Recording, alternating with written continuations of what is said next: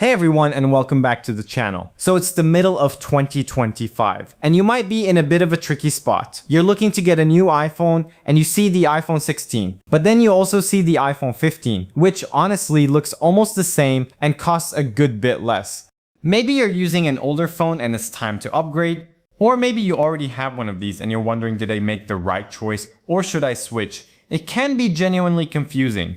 So today we're gonna break it down, but in a simple way, no crazy charts or super technical discussion. We're just gonna talk about the differences you will actually notice and what you should care about.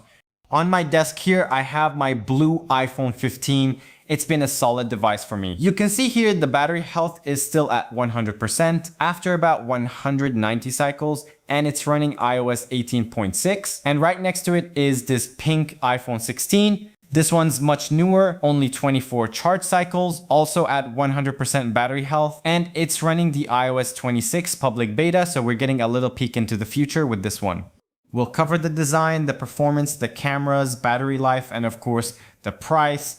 And at the end, I'll tell you which one I would personally choose if I were buying today. So let's get into it, starting with the first thing you see, the design.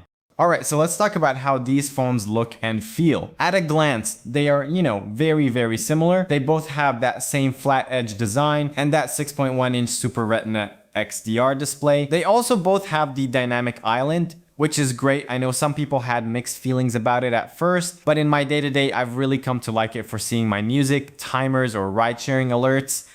But there are subtle differences. The biggest visual clue is on the back. The iPhone 15 has the diagonal camera layout. The iPhone 16, however, goes back to a vertical layout. There's a specific reason for that, which we'll get to in the camera section, but it's the easiest way to tell them apart from a distance.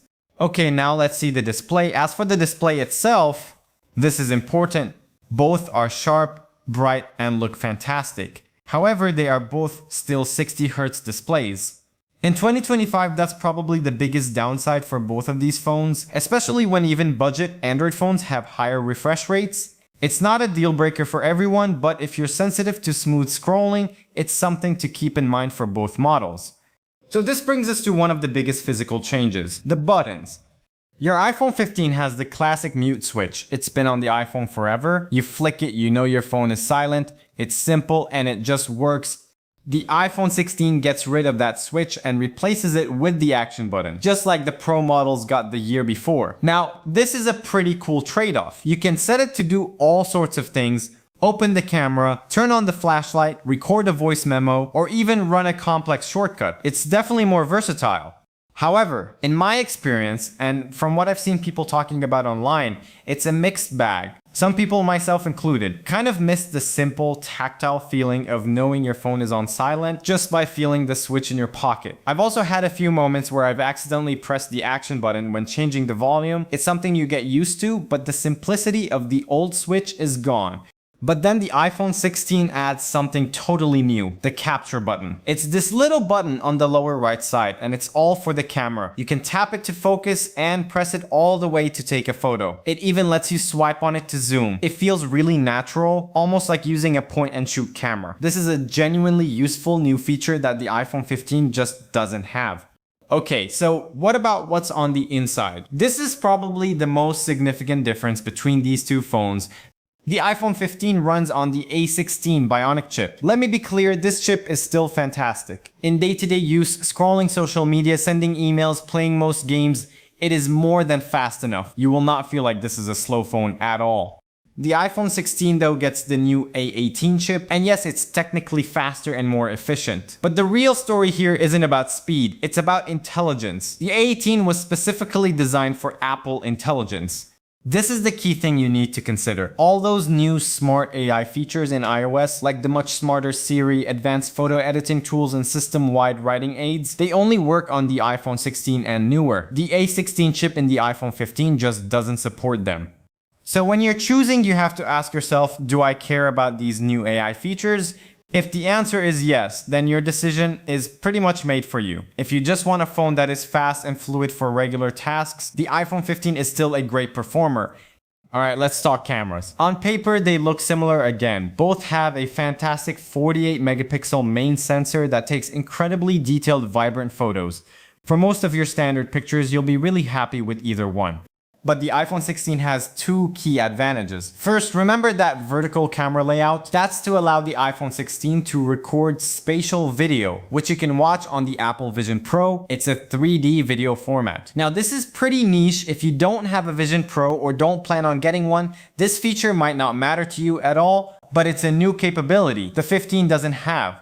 The second, and I think more practical upgrade, is the ultra-wide camera. On the iPhone 16, the ultra-wide lens now supports macro photography. This means you can get super close to a subject and get amazing detail. It's something that used to be a pro feature, and it's genuinely fun to use for taking pictures of flowers, textures, or anything small. The iPhone 15's ultra-wide can't do this.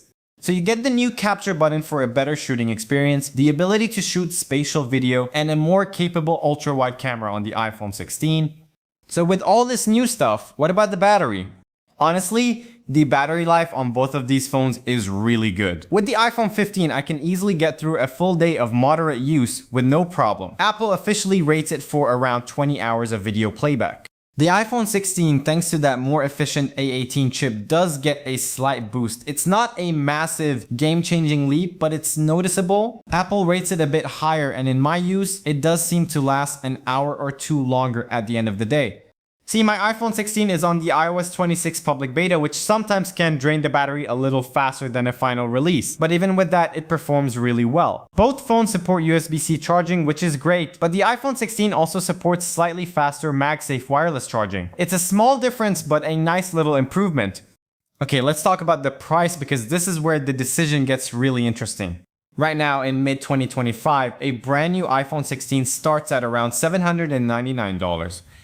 The iPhone 15 being a year old, you can now find it for a lot less. Looking at the used or refurbished market, you can get one in excellent condition for anywhere between $480 to $550. So we're talking about a price difference of roughly $250 to $100. That's a significant amount of money that you could spend on accessories or, just save. This price gap is probably the biggest reason to still consider the iPhone 15. So after all that, which one should you get? There's no single right answer. It really depends on what you value.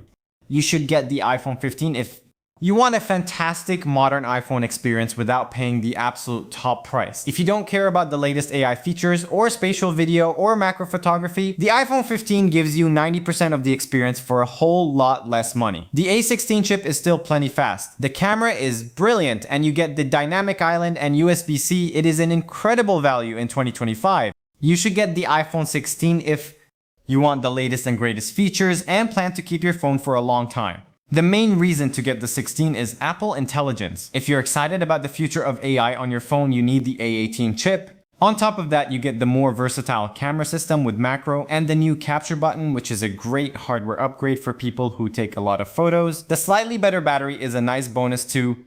So what's my personal choice? If I had to walk into a store and buy one today, for my money, I would probably go with the iPhone 16. For me, the jump to the A18 chip and getting access to all the Apple Intelligence features feels like the more future-proof choice. I also really enjoy the new capture button and having macro mode, but I have to say it's a close call, and the value of the iPhone 15 is really hard to ignore. Both are truly great phones. You're not making a bad choice either way. So that's my take on it, but I'd love to know what you think. Which one would you choose? Are you an iPhone 15 owner who's happy with your choice, or did you jump to the 16? Let me know down in the comments. And if you found this video helpful, a simple thumbs up would be amazing, and consider subscribing for more videos like this one. Thanks so much for watching, and I'll see you in the next one.